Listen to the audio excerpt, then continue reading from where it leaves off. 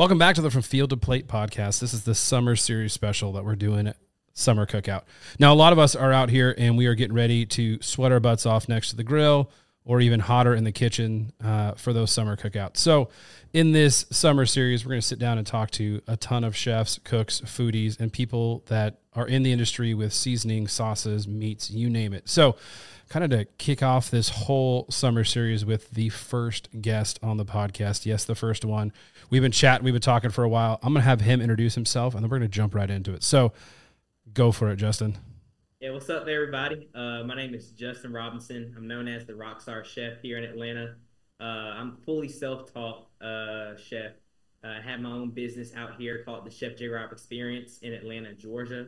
Originally from Mobile, Alabama, but I moved out to Atlanta for grad school. And man, I've been rocking and rolling. It's just life is a true journey, and I've really been blessed to find my passion and purpose in life. And cooking has been able to really be that outlet for a lot of things for me. So my business is fully bootstrapped, and I can't tell you what the next year or year after that's going to hold, because everything's just like a journey for me. I think it's so crazy that there's so many of us that are self-taught. And I was posed this question recently doing a magazine interview, and they asked me this question. It kind of got me thinking a little bit. And so, I mean, this wasn't even something I was going to ask, but I know that a lot of the people I'm going to have on are kind of self-taught, we decided this is what we want to do. We jumped in full force, and we're just having a blast doing it. So the question they asked me was, do you think that non-taught chefs, and I'm not going to throw out people who go to culinary school because they're phenomenal, but non-disciplined and taught education, chefs, do you think that we have, this is the question they said, do you think that you have more creativity and more fun when you're cooking than someone that has been taught exactly what to do? And it kind of got me thinking. So I'm going to ask you that question, then I'll kind of answer how I asked. And do you think that those of us who got into this because we just loved it versus sat there and someone taught us how to properly cut basil 100 times, and if it wasn't cut to the same exact chiffon style, then we were thrown out on the floor, and Gordon Ramsay grabbed our head and called us an idiot sandwich? Like, what are your thoughts on that? And again, I have a ton of friends that are masters and have went to school, so it's not, I'm just asking a personal question. So yeah, this is great because crazy enough, my father-in-law, he's a trained chef, culinary school, owns his own couple restaurants, and I joke with him all the time, like, I cook better, what I'm saying? And I feel like depending on your training or your schooling, whatever the case may be, everyone has their own style of learning. That's every human being. Some people are visual learners, some people are hands-on learners. Me personally, I'm a person who's hands-on. So the fact that I'm able to curate my own flavor with having no background in it, I just know the food has to taste amazing. Over time, I developed my own flavor profiles with learning to mix certain, acidities with fats to curate this unique, umami taste, wherever case may be. Then even when transitioning into, the barbecue lifestyle, like managing fire, that hasn't been taught. It's almost like secondhand nature. And I feel like when you do things as if your life depended on it, which is how I even got into cooking in the first place. Like in college, when my parents dropped me off, it was like, hey, we'll give you $100, but we're not going to give you money to eat out at Chipotle and McDonald's every damn day. You got to figure some shit out. That's what my dad exactly told me. I'm like, damn, okay. So I went to Walmart and I got a hot plate skillet, a little $20 skillet. yeah, That was my culinary school. Cooking boxed jambalaya and Salisbury steak and just seasoning things and cooking things to the time where I liked it. And crazy enough, as I started to cook more and more things, move into an apartment from the dorm, experimenting with different cook styles, flavors, so forth and so on, I made my own style. So there's no classically French train. There's no Spain-inspired, seasoning profiles, etc. It's just, what does Justin like? What does Justin think tastes good? And does the general audience agree? yeah. From there, I developed my own, tools. Don't get me wrong. I've done a couple of cooking classes when I travel to see what other chefs are doing to refine my skill. But that's what makes me almost like a joker card in the deck. It's not going to be a spade every time. It's not going to be a heart every time. You don't know what you're going to get, and you're able to elevate your cooking style and not kind of refine back to a certain dish or a certain flavor every single time you cook something. So right. I think that's my roundabout answer, but the direct answer is I don't think that non-trained chefs are better than trained chefs and vice versa. But I do feel like we have more freedom being fully self-taught to just curate whatever the hell we want to do. Yeah. And that's exactly my answer to the T was, I think us that were not trained properly, we don't have a box. We are not constricted to something that they are telling us to do. And like, I love watching Food Network shows. My daughters love watching all the baking shows. And it's funny when you watch someone that's classically trained in a thing, they continually go back to just that thing because they are the best at it. And talking to some of my barbecue friends who all they do is barbecue, you throw them something else and they're like, barbecue sauce. And it's like, well, okay, but let's, it's like, oh, ribs, tri-tip, brisket. And so I think for some of us that are non-classically trained, we have the ability to just be free. Because people ask me all the time, like, hey, where do you come up with your recipes? And I'm like, honestly, I'm sitting in the middle of an airport and I watch someone walk by, or I smell a flavor, or I see someone that goes to Panda Express and walks by me, and I was like, I can probably do that better. And all these things start going through my head, and all these, again, I'm not classically trained. I worked in restaurants as a, trainer and developer of hosts and servers and bartenders. And that's kind of where that introductory for me was. And I'm sitting there going, watching all these cooks who are just pigeonholed into what they can cook. You had your hot side, your cold side, your sandwiches, your fryer. And that fryer guy, all he did was fryers all day long.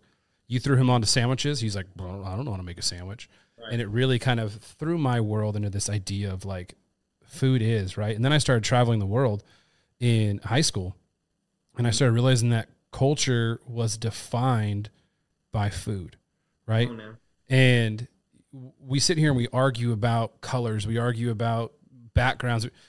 At the end of the day, your Cajun style cooking defines the Cajun culture, right? You drive down, you're from the South. You can hear it in your South. You did stuff with Auburn, Mobile, Alabama, right? Like and it's like, I'm from Southern California. Our culinary culture is completely different. Yep. I was born and raised on authentic Hispanic food, straight from the Pacific Ocean, where you guys are really heavily influenced on that Cajun style cooking, more on the Gulf style seafood, right? So you guys are doing fish on half shells. You guys are doing, where here we're doing full on mahis and tunas because that's what we have. Right. And the more I started getting into the culinary world, I realized that we are defined by our culture with the food we put in our faces. You go to any party and you're going to know exactly if they're Hispanic or if they're Puerto Rican, even though they look the same, by the food they put on that table. Yeah. And so for me, I love the aspect that I wasn't, because I'd contemplated going to culinary school, and everyone that was coming out says, don't. Mm-hmm. Your food is already better than what we're being taught, and you don't really want to cut mushrooms for an hour and a half and just be a sous chef. And I went, okay, cool. And now I'm making way more money than they are, and they're sitting in 25-hour a day jobs, just cutting mushrooms. So, but I think that's rad that you kind of had that same thought process on food itself. So, yeah, I in my journey, because my background, I was going to school to be a surgical physician assistant, so I have a whole medical background. Culinary was never in the cards, but when you said you traveled and you tried some food, it like sparked a memory. I went to Thailand for a medical internship. I was out there for like 3 weeks, and it was an amazing experience on the medical side. But when we finished from the hospital and our scrubs, we would go hit the street food, right? Where were you guys at? Bangkok? Yeah, I did 2 weeks in Bangkok as well. And the scorpion on the stick, the spider, all that stuff was mind-blowing me, but that's their culture. That's their flavor. Did I try it? No. Really? You didn't try it? Dude, and see it. And I went in, when I was in Thailand, I was like, I'll try anything once, right? And this lady brings out this whole plate full of bugs. And it's got bamboo worms, which are phenomenal. They taste just like French fries. They're fried like French fries, dipped in ketchup. It's like when you're done with chicken and rice and lemongrass soup in Thailand, I'm like, give me a big old plate of bamboo worms, because in my mind, I'm eating French fries, right? but they bring out this beetle. This beetle was the size of Yep. a soda can top, right? Yep. And I remember I bite into it, and they all start laughing at me hysterically, Mm-hmm. and I'm like, oh, what did I do wrong? You know? And they crack it open like an oyster, and they suck out the inside and leave the shell because the exoskeleton is just like an oyster, right? And I went, oh, and we started peeling it and eating, and it was absolutely disgusting, but it was fun to learn from them and laugh with them. We didn't speak 1 ounce of the same language. You know, I think I know like sawadi ka and sawadi krap, you know, like, hey, you're a boy, I'm a girl. And, but as soon as the food came out of the table, the communication was eating. 100%. And the laughter and the fun that came through eating, that a word didn't need to be spoken, but we all knew what we were doing and how we were living, and the laughing and the joking and the cracking, you know. And then from then on, it was like they would take a bug and bite it like, ha ha ha. And I'm like, shut up. But yeah, so continue on yours. But I loved, but I tried it all because I'm like, you know what? I think the worst thing I tried was like balut, just crunching on feathers and beak. I know people out there love it, but so Yeah. Yeah. At the end of the day, food, like you said, is the cliche. Food is the universal language, but it's true. Like when I was in Bali, I did like a graduation trip when I finished my grad, got my master's in public health, and we went to Bali for a week and didn't speak, you know, not their language, you know what I'm saying, but we were able to communicate. And they're pretty proficient in English, but even to this day, I still keep in touch with some of the chefs that I met over in Bali because it's so easy to communicate when you talk about purple basil or that you illegally imported a certain seed, planted it in the Balinese soil to curate this type of garden. And it's just like fascinating, you know, it's just like, wow. So, yeah. Went to Thailand and there was just rows and rows and rows of just curries and spices and powders and animals on this side. And it's like, for a lot of Western people, this idea of just piled up on a blue tarp amount of spice and you're walking over and some dude just using his hand to fill a bag and handing it to you, like, it's disgusting, it's gross, but that's their culture, that's their lifestyle, and the flavor profiles that these people were creating with 3 ingredients. I was just mind blown, just sitting there absorbing everything that I could, because again, I'm in college. You know, the thought of going into the culinary world was never there. You know, I was going to seminary. I was going, want to be a cop. Then I'm colorblind. They're like, you can't be a cop. I was like, oh, I'll go to seminary. I'll go learn about the Bible. I'll go, be a pastor. If I can't save people with a gun, I can save them with the Bible. And then all of a sudden this whole, I got into restaurants just because it's cheap, easy money. Being a server, it's like, oh, great. I walk out $800 that night. And it just kind of, this passion kind of followed. I started looking at like my grandpa and all the other stuff that they were a pit master. And the way he would make hamburgers, I was just like, dude, it's in my DNA. And so again, working in the same restaurant for so long, you don't want to eat that food. So you go in the back, you create your own food. Next thing you know, the cook's like, hey, can you make me one too? And then all of a sudden the corporate's like, hey, you want to go open up restaurants and teach people how to do this? I'm like, sure. And then corporate's like, hey, can you create this burger? We can put this on the menu. And I'm like, you want this burger on the menu? Yeah, sure. Oh, hey, can you figure out what? And all of a sudden, next thing I know, I'm upper management and training in corporate. And I'm like, this isn't what I wanted to do. And then it really kind of like, oh, this is what I want to do, right? Because as you know, it's one of the questions I have in here, so I'm not going to ruin my answer yet. But let's get back into like, where did your passion start for cooking? Where was that transition from having someone lay on a table and stretching out their calf muscle to, hey, I'm going to stretch out this fillet and season it? Like, where was that passion transition, if you say? Yeah, I feel like the spark really was same thing. Like I was a phlebotomist to get my patient care hours. So for those people who don't know what a phlebotomist is, it's someone who takes your blood, right? So when you have to get labs done, etc., a phlebotomist usually takes the blood, if not a nurse. But the same thing of inserting a needle into the skin and draw blood, injecting meat, because my dad was big on injecting meat, roast, chicken, steak, sometimes even like he would always inject it. And that was his thing. So I always grew up sticking and injecting the meat with a marinade, letting it sit, so forth and so on. And slowly that back and forth of injecting meat and cooking and doing the phlebotomy thing, like they were coinciding where it's like I enjoyed both. So I feel like even if my career didn't take off on the culinary side and I was to still become a PA, I would still enjoy it because I truly enjoy bettering people's health. It just so happened that I was able to do it on my own time. I didn't have to clock in. I didn't have to work a 12-hour shift in the hospital. I could wake up, go grocery shop, cook in my kitchen, and make the same money, if not more, on my own time. And that thought of entrepreneurship really is what kind of made me fall in love with it.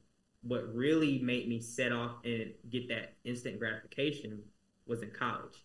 So my story is I was cooking freshman year in the dorm and on the hot skillet that we talked about. And I got asked to do a talent show. So Auburn University is a PWI, so it's not a lot of black people. And to do a talent show in front of the whole school is like, all right, I got to really show out and make a name for myself. Can't dance, I can't sing. Wait, come on, brother. You can't dance and sing? So I can dance. I was like, come on. It's it's in your DNA. Like, I'm Irish, so I can't dance. Like, you and I would go dance, and your rhythm would just be better than mine just based on, you know, the pigment of your skin. And I'm not being racist. I'm just being honest because I get out there and I'm like, and they're like, you're not even to the beat. And I'm like, yeah, but I look good doing it. And they're like, no, you don't. I'm like, all right, I'm going to go back to the kitchen. So. Yeah, let's just say to win a talent show. Okay, fair enough. Yeah. So what I did was I did a cooking show, and I had my best friend, she recorded it, and I gave out samples of some New York strip. I overcooked the hell out of it, but I gave it on a little toothpick. People loved it because of the flavor. So I got a name on campus as the freshman kid that cooks. Nice. And ever since then, it just took off. So once I crossed my fraternity, we do like a ladies appreciation night. Before I got into the fraternity, there's like 12, 15 ladies that showed up. They gave them like a Publix brought charcuterie tray and some cheap champagne. Well, the first year after I crossed the fraternity, I catered it. 112 ladies showed up, and we just gave them this full-on spread. And then I got the title, Your Girl's Favorite Chef, because everyone loved it. So now on campus, I'm the guy that cooks. I'm doing my thing. People saying I should really do it full-time. You should really do this full-time. I'm like, no, I'm just doing it for fun. You know, I just enjoy watching people eat the food and like scrunch up their face and like, man, it's the best X, Y, and Z I ever had in my life. Mm-hmm. I love it. I love every single second of that. And it hasn't stopped because that's how much I take, into concern my craft. So ever since then, man, from graduating to running it full time in 2017, it was like, I'm going to make a business out of this. It really came from just praying, honestly, learning how to pray. The day I graduated from grad school, the night before I prayed, like, man, Lord, like, I don't know what route I'm supposed to take. Do I reapply to PA school? Because I didn't get in my first time. All my backup plans did not work, which was a post-bac program, trying to do this workaround and retaking the GRE to, get a better score. Even though I had all the credentials, just a competitive GPA. But I knocked grad school out the park. So now I have the credentials to get into PA school, but my business is doing pretty solid. And by pretty solid, I'm making enough to pay the bills and like $300 extra cash. Yeah. So that's probably bringing in roughly around $30K a year in grad school, which to me was a lot of money. It was great because I'm able to get the necessities, and that's kind of how it's great. So, man, it's crazy because once you learn the voice of God, it's piercing. Yeah. So when I prayed, it was immediate piercing. I got you.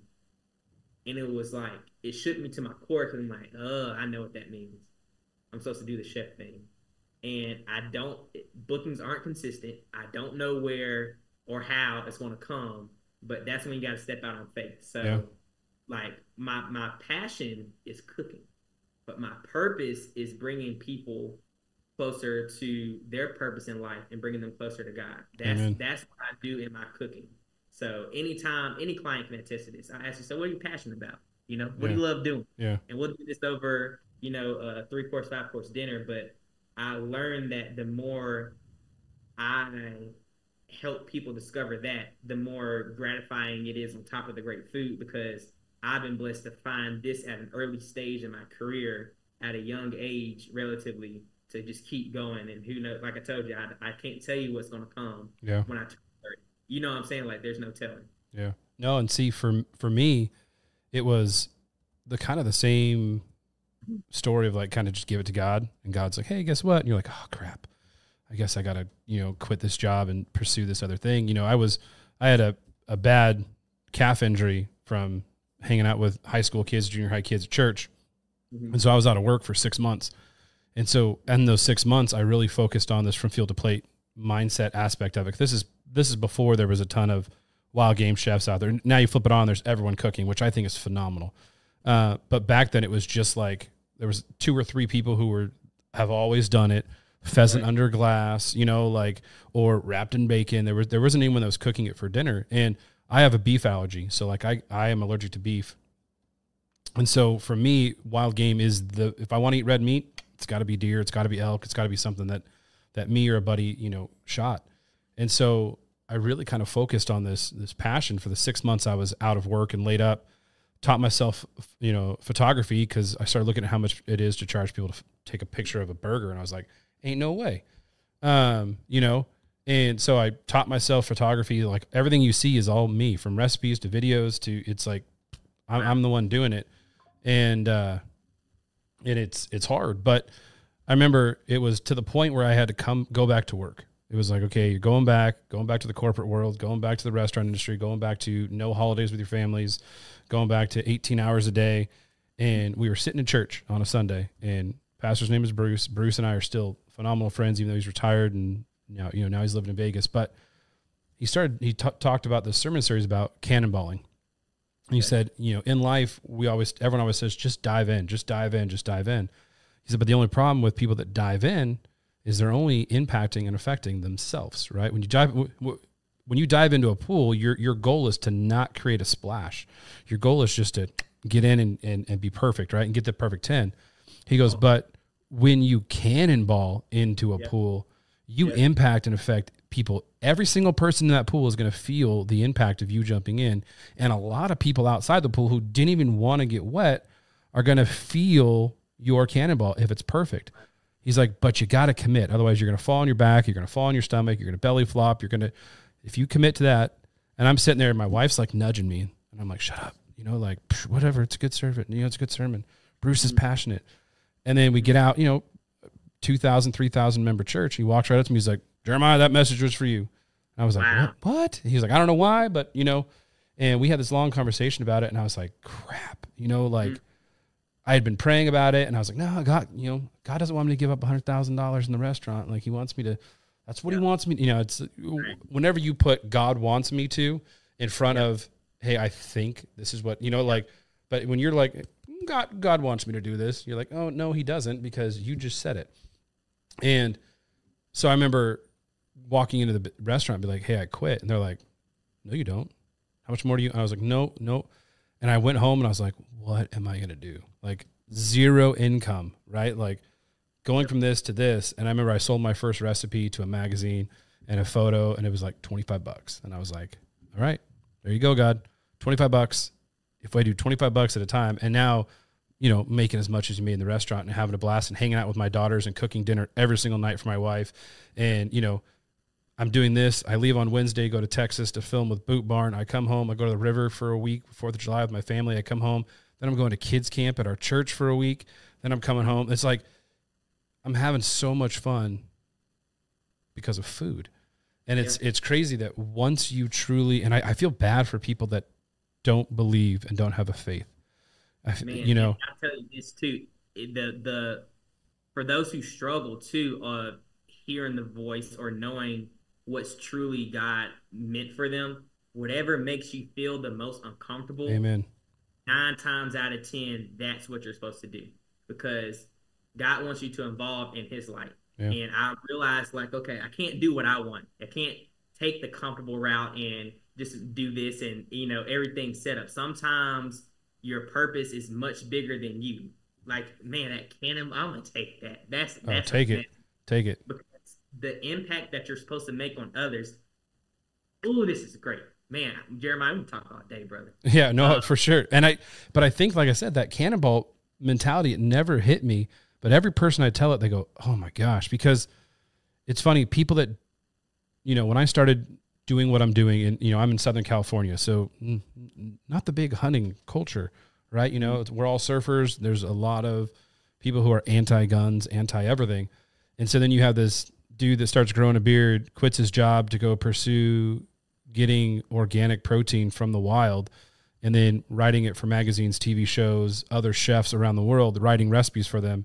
I got a lot of kickback and from a lot of people that I thought we were friends, right? And it was funny because they started just hammering me about anti this and anti that, and you're this and you're that, and you're not providing for your family, you're this, you're that. Men in the Bible say you need to do this. And I'm like, no, because the Bible says, Jesus says, if people aren't supporting you, then take your sandals, dust them off, and get out and go somewhere else. So if you're not going to support me, I'm going to dust my sandals off, and I'm going to go find people that are going to support me, because, you know, Jesus never preached in, you know, Bethlehem and Nineveh, or not Nineveh, but in any of these areas that he lived, because he knew the people that were there, and he knew that their preconceived notion of who he was in that area. He's like, it's just not going to work, right? They're going to view me as Jesus, that little kid, that Peter on the corner when my dad was building the, you know. And so it was funny because then COVID hit. And when COVID hit, all these people all of a sudden had no access to meat, and grocery stores were going crazy. And all of a sudden my phone started ringing. Hey, I know you've got 3 freezers in your garage full of meat.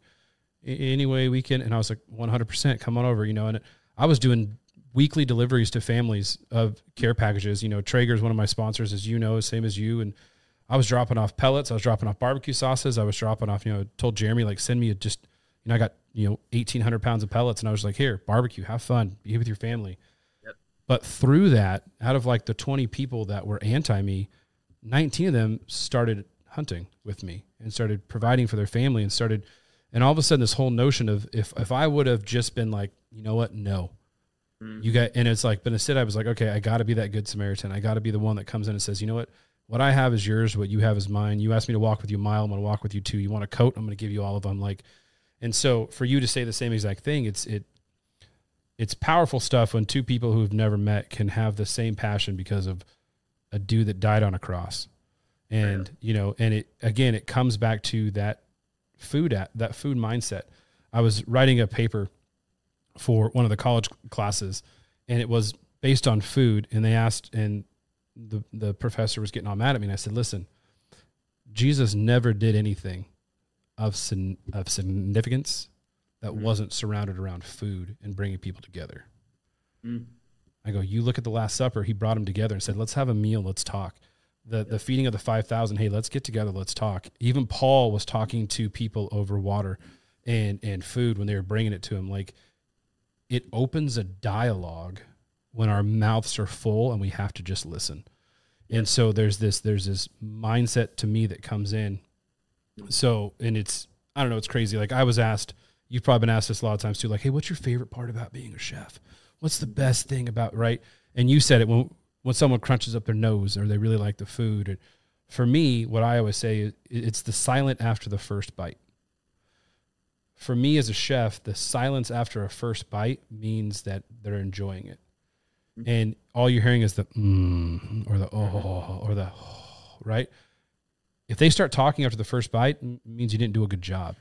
But if it's silent and everyone's enjoying it, to me, that's my greatest thing, because all of a sudden this conversation opens up, and this love and passion for this food is just there. So, I mean, it's huge. But let's kind of refocus. I mean, because you and I could talk about probably faith and food and Jesus all day long, and people will listen to it. And if they want to listen to it, then you can tune out, because it's my podcast. And but you've done a ton in the culinary world just since 2017, right? You've been on Food Network. You cooked Christmas stuff with Steve Harvey and his mustache. Like, you did a lot of stuff for Auburn. You went back and did stuff for Auburn. You know, Traeger, I think you're currently working with Home Depot. Like, kind of tell everybody how that started and like where that's continually going. Because for me, it's awesome, because I don't want to be a face of anything. Like, I don't want to be like, hey, you know, like, I don't want to go out there and be like, hey, look, I'm working for Home Depot. I like to work behind the scenes and teach people hands-on. And I think that's where we both shine. But kind of tell us how that all kind of started, because you went from like, okay, God, I'm doing this, to, hey, look, I'm cooking huge places with big people. Yeah, I feel like it's one is I know we talked about, you know, faith, and 2 is just a certain level of optimism, you know. So in grad school, the secretary, she used to have a catering job, and she knew that I was cooking to pay the bills. And there's an opportunity that came up to audition for MasterChef. This is with Gordon Ramsay. You watch it on TV, and I'm like, I'm not gonna get yelled at. Yeah, same And as me. all these people are like professionals; they're trained, whatever case may be. Like, I don't even want to put up my college going self, who is only doing meal prep at the time, against this whole and have it nationally broadcast. She's like, dude, you came from Alabama. You said you're here for opportunity. It's free. You have to go. You owe it to me to go. You got to promise me. So because I promised, I did it. If I just said okay, I wouldn't have done it. But I'm gonna be a man of my word, and I'll audition. Made it to the top 80 out of 20,000. It blew my mind. And what's crazy is I really put my balls on the table, because what I cooked was something you're allergic to beef. I'm allergic to shellfish, so I can't eat lobster, shrimp, none of that. Oh, I'm sorry. I cooked it. I cooked and coming from Mobile, you know what I'm saying, the Gulf, like that's primarily what everyone ate. Yeah. So I did a deconstructed lobster beignet. That was my audition dish. And it took the judge by storm. And the judge asked, like, okay, why did you this is before the first episode. I got cut before the first episode, which sucks. But she was like, why would you cook this? And I was like, well, for Mobile, home of Mardi Gras, beignets and seafood is a big thing. So I decided to combine the two. She's like, so what made you season it the way you did? And I said, I can't tell you because I'm allergic. And she said, that was bold. And she walked away. When they called my number, everyone walked out, and her and the other, co-judges came up to me and said that was the best dish at the audition. Something I can't even taste. And that kind of gave me a little bit more of encouragement. Like, it don't matter who's in the room. It doesn't matter what level of training they had. My philosophy is it don't matter, the credentials of someone else. You got to be the hardest working person in that room. Yeah. Because hard work can outbeat talent. It's just how you grind on a day-to-day. So that's how I kind of came up with the Rockstar Chef name and mentalities, because people always ask, when do you sleep, or when do you ever get time for yourself and rest? I mean, I'm just in a different level of grind at the moment where, the Steve Harvey opportunities and the Monica and quality control and just listing all these other things doesn't come from me just sitting on my butt. You have to get out and do some work. Yeah. So, and Steve Harvey was amazing. I mean, that's my guy. I was cooking for him for probably about 4 months. Did their Christmas and Thanksgiving dinners. Really became a great mentor. In between my breakfast and lunch service, we would go sit out in the pool. He would have a cigar. He'll have his housekeeper bring some lemonade for me. He didn't let me smoke a cigar with him. But I remember one day, it was one morning, it was like 4:30 in the morning. I had just arrived at his house, and I couldn't find him. I'm not going to just go search through the house, but I hear a thump, like a constant thump. I'm like, he must be in the gym. So I go in this gym. Because he's like a hardcore gym guy, like at 4 a.m., right? My goodness, bro. I mean, sweating after it. And the time on the thing says 21 minutes. So that means he had to been in the gym at 4 o'clock in the morning. And it's like, so what we got up for the day? And I'm like, hey, this is your breakfast. This is what's going for lunch and dinner. It's like, cool. Well, how about this? After this, I'm going to shower up and we're going to sit and chat. So we sat and chat. We went into his golf simulator room. And, he's showing me in the golf simulator room, he has like this cigar collection. And it's just amazing. Of course, as I'm describing stuff, I already said a gym, a golf simulator, a cigar, like it's massive. But it's just the opportunity to sit down, and he told me, like, at the end of the day, dude, those degrees that, because he knows my background, those didn't get you here. What got you here is your passion. And he has a similar story, because doing comedy wasn't always his thing. You know what I'm saying? All of the trials and tribulations he went through, he just stuck to it. Yeah. And that's what you got to do. It may not always be an easy path when you're on an entrepreneurial journey, but you just got to stick the path. So from there, when it comes to these sponsorships and brands that, just back what I'm doing, I'm just being myself. I'm not trying to reenact what anybody's doing. There's a lot of great chefs out there. There's a lot of great content creators. There's a lot of people who create a lot much better. I was going to say more, but a lot much better content on a culinary standpoint than I do, but that doesn't faze me. I just Yeah. stick to what I do and what makes me happy.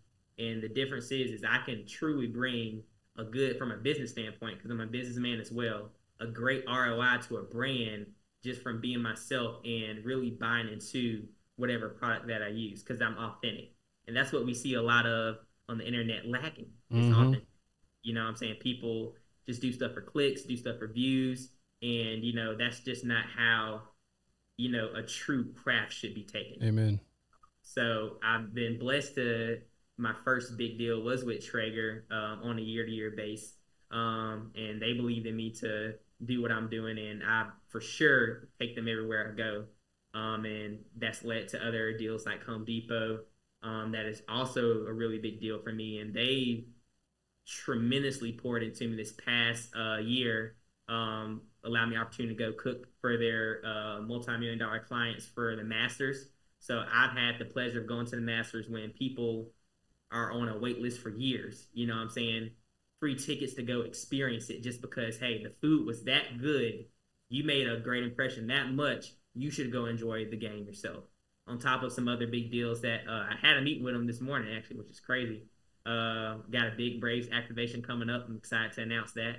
So that's coming up in the fall. And yeah, man, you know, other not smaller brands, but you know, other household brands are starting to come. And if it makes sense for the partnership, I do it. I don't just take everything that's thrown my way. Yeah. It's not a dollar amount that can make me convert from one brand to another. It's just truly what I think works for me and my passion, and you know, is in line with the brand.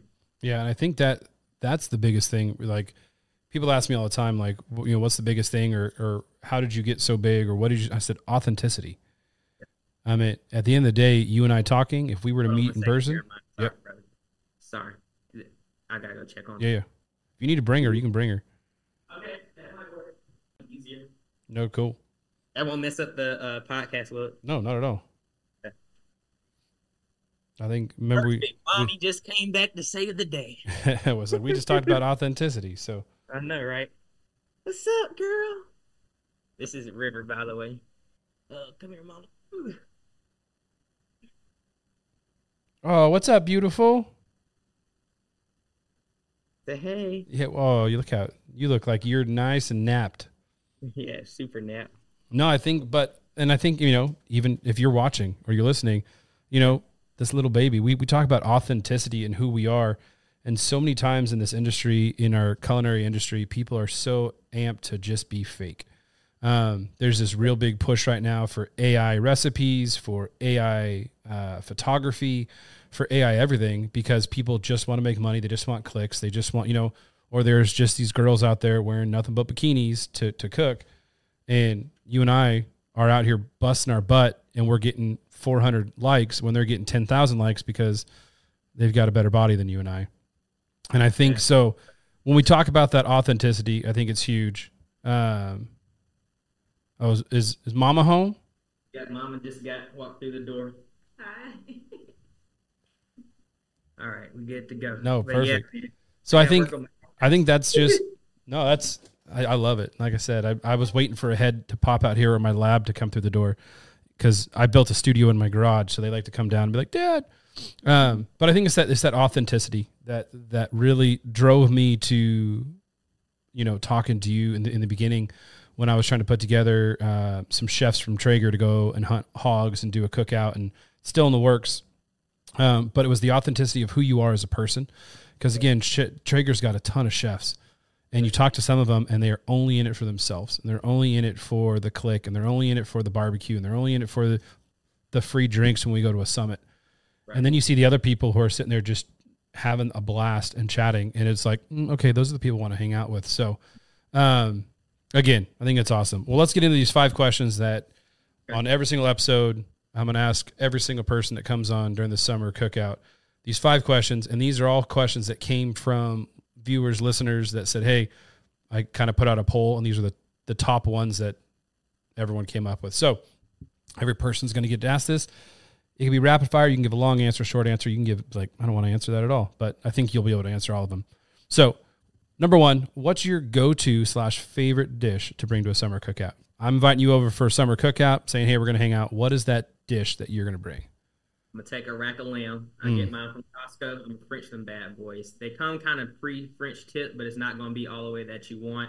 I'm gonna go ahead and fine tune it so it's fine dining French. I'm gonna marinate it in a pesto rub. So I use my seasoning in the keys, which is a salt, pepper, and ranch dry seasoning. In the barbecue world, it's salt, pepper, garlic. That's not how I grew up. That's not how I seasoned. So I made my own blend the keys, which is gonna have some great news coming soon. Season up with that. And a pesto marinade, basil, garlic, extra virgin olive oil, a little bit of parsley for some kick, and then some more of the keys. Gonna sit that overnight, since you gave me a little bit more of an advance notice. I'm gonna smoke it to a perfect medium rare, and that's what we're gonna serve. Now, if I have to make a full dish out of it, I'm gonna put it over a mushroom risotto, which is a little bit more elevated for a barbecue, but hey, I feel like that's gonna look really good with that mushroom risotto and the rack of lamb. Now, one thing that I know nobody can stand toe-to-toe with me with, and I'll talk my shit on this, is my mac attack. That's my mac and cheese recipe. I've been making it since college, and that's one of my go-tos. So I'm going to bring that on the side to the barbecue as well, so I can get more, nose scrunches and some as well. You see, and lamb is really the only domestic meat that I can eat, and it is by far my favorite. Like, for my 40th, my wife's like, where do you want to go? And then she found a place that had, like, lamb, and they overcooked it, and I was just like, oh, so like, it's a high-end steakhouse. I'm paying a crap ton of money for 4 little little bones, and it comes out, I cut into it, and it's like medium well, and I looked at the guy, and he's like, I'll be right back, and I was like, because I ordered it rare, like I was like rare because then it's going to come out medium rare how I want it, but that sounds phenomenal, and yeah, I'm at lamb is a go-to in grilling it medium rare. At least you nailed everything right. Now, the risotto, though, because it might get a little gummy if you're bringing it to the party, because it's going to sit there. And, so if you're out there cooking for 22 minutes, making your risotto on the, then I'm even more. Our new Traegers do have a cool little induction burner that you can sit there and whisk for 22 minutes to make your risotto, add in slowly. Now, are you a chicken stock, vegetable stock, or white wine guy when it comes to your risottos? I mean, a lot of people are like, Jeremiah, what the heck? Honest question. Yeah, I like chicken stock. Okay.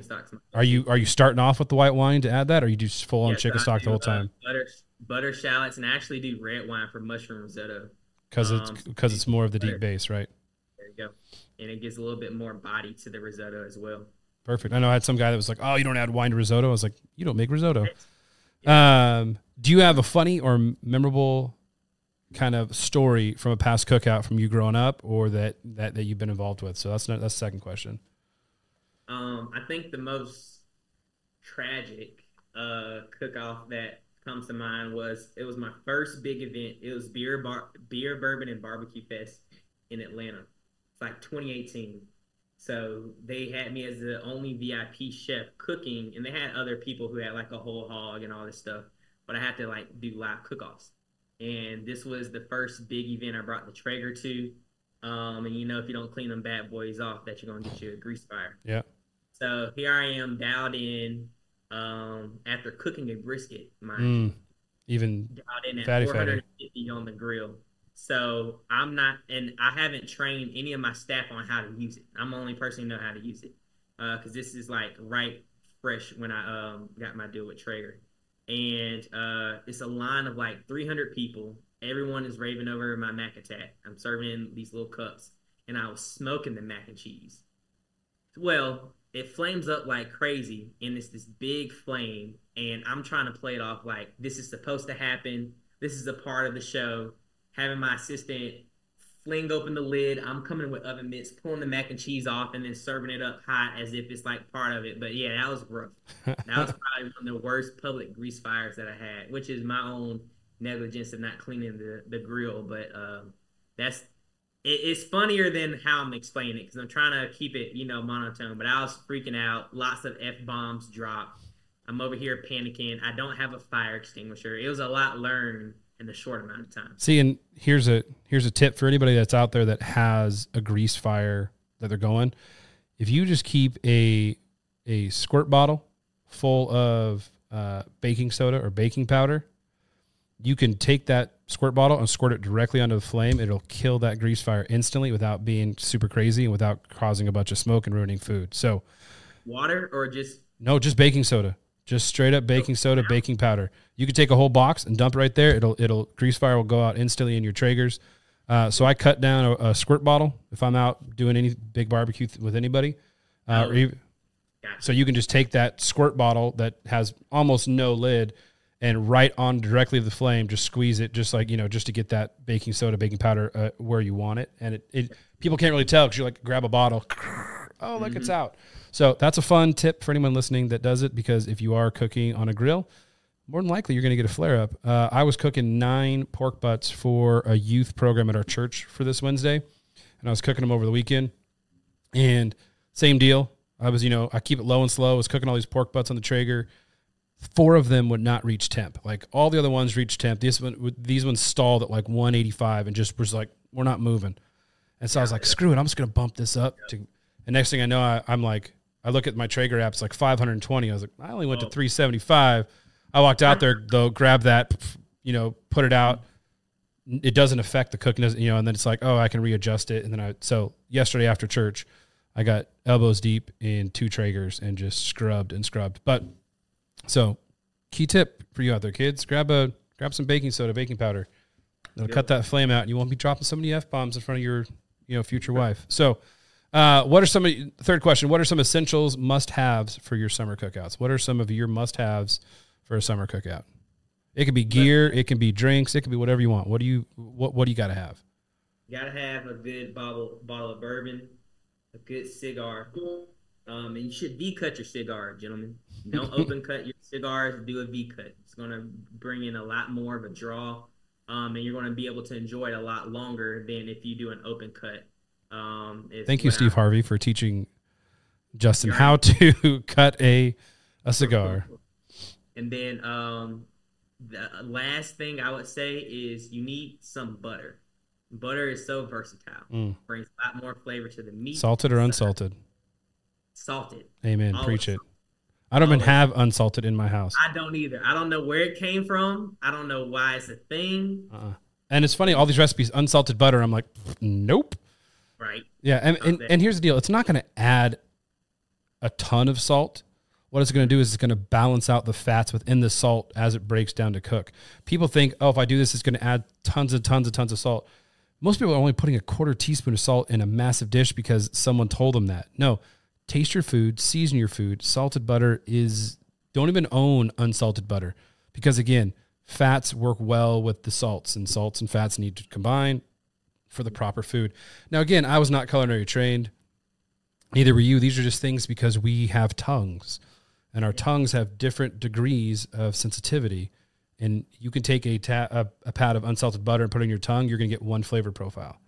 You could take a pat of salted butter, you're going to get 3 flavor profiles with that 1 pat of butter. So, salted butter, I like that. You've already kind of said this. Your go-to side dish, it's got to be your mac and cheese. From what I'm now, is there somewhere people can find that mac and cheese? Is it online? Is there a recipe for it that people can go search this? Yeah, I actually got it in my cookbook. I have a cookbook called Just in Time. I made it during COVID once things kind of got slow. Really proud of it. I sold everything is self-sold. I didn't go through a major publishing company. It was a publishing company, but no bookstores. Everything's been sold. With nice. 2 hands. Amen. So, and I've got 3 cookbooks that are almost completely finished to self-publish. So I feel your stress and your anxiety because you wrote 1. I'm writing 3, and I don't know why. And last but not least, everyone wants to know, what is the perfect tip, or what is the tip for a perfect burger? What is your go-to tip for the perfect burger? I'm expecting 15 different tips from 15 different chefs here to come on here, but you are cooking burgers for us. What is your tip for the perfect summer burger? For the perfect summer burger, I'm going to slow this one down. You want to take you whatever cut of meat you want. Don't go buy a pre-bought ground beef or whatever. If you want this perfect burger, take the grade of whether it's ribeye, if you want to be fancy, or if you want to do some leftover brisket, or if you want to even do a chuck roast.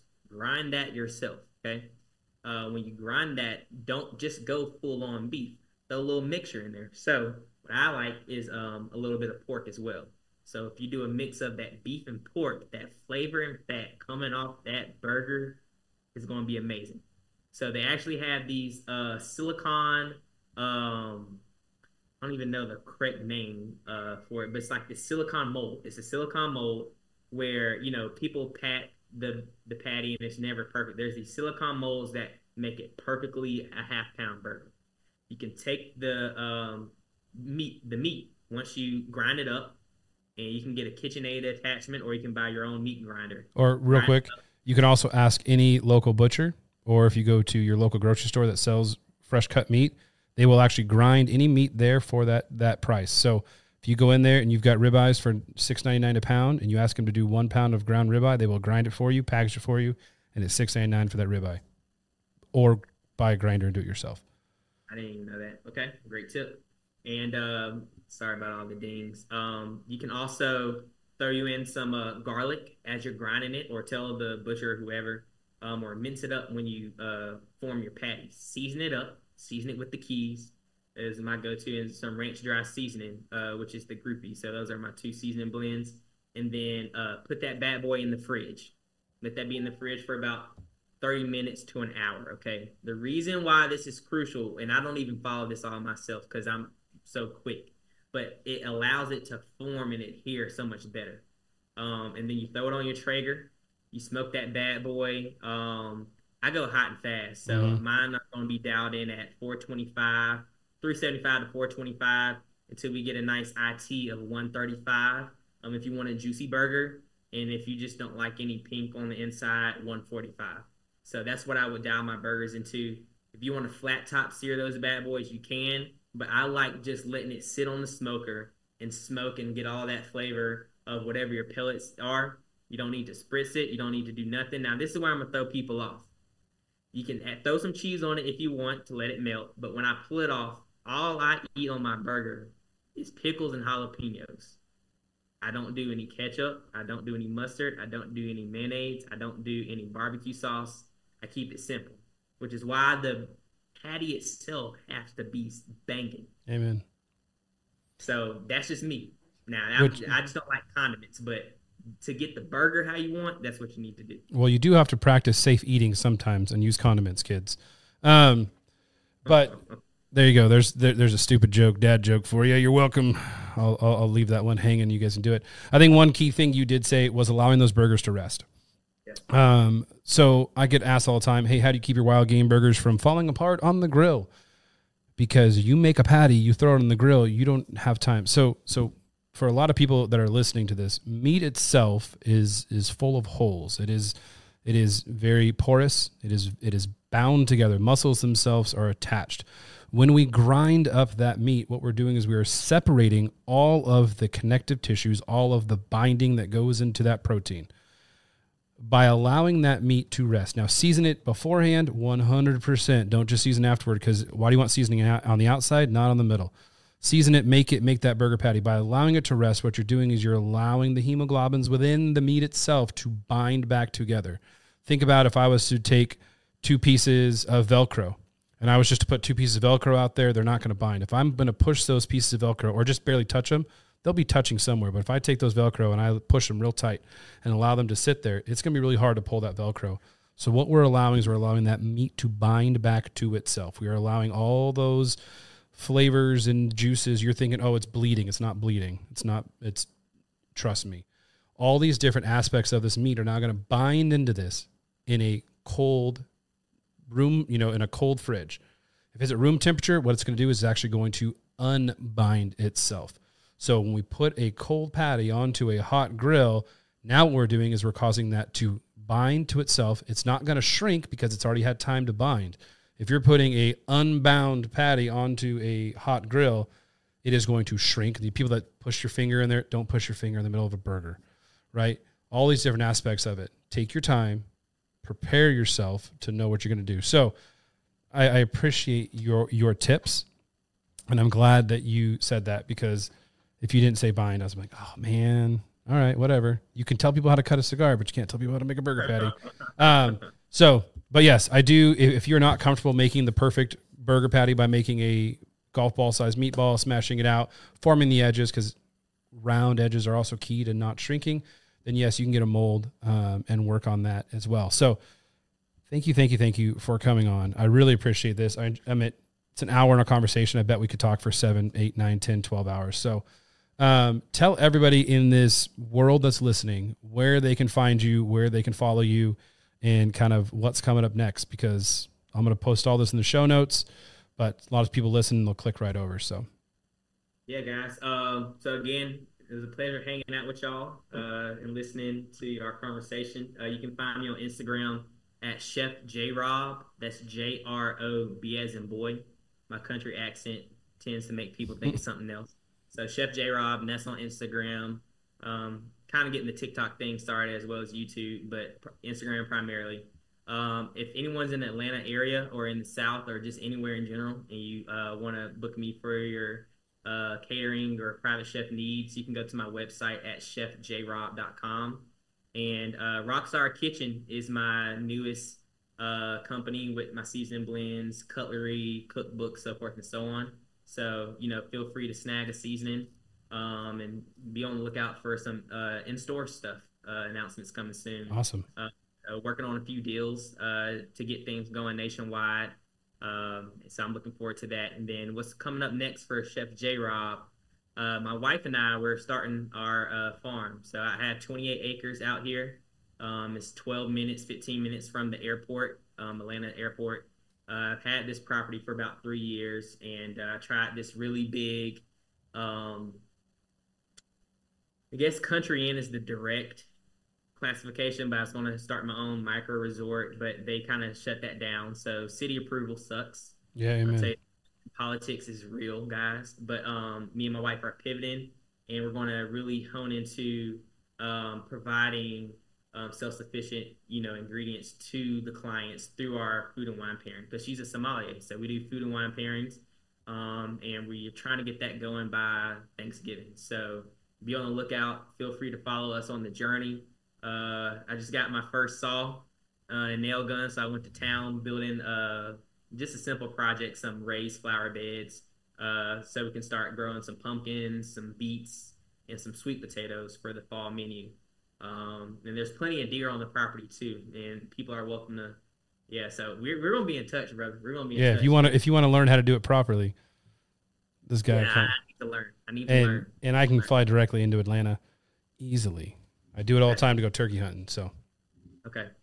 They say there's some wild turkeys out there. I haven't seen them, but anytime my friends are out there fishing, it has a 6-acre lake. So if you're coming to visit, bring a pole. You can throw it. We got some bass, some brim, and a couple of catfish. Nice. Yeah, we're going to stay in touch. But that's what's coming up next, man. It's going to be Honey Lane Farms. Honey Lane. I love it. Well, dude, again, I appreciate it. I appreciate you getting on. I can't wait to get out there, hang out, and cook together. And if you are going to meet up and have Chef Jrob do anything for you, just remember, you can probably dance battle and beat him from what we learned earlier. Try not to cook against him because you'll probably lose. But if you want to drop a sick beat and throw some legs and do some cool moves, you're probably going to beat him because he can't dance. So anyway, brother, again, I appreciate it. And for all of you who are listening, just remember that this is a summer cookout. This is for you. Grab a drink, light up that grill, and have a good time.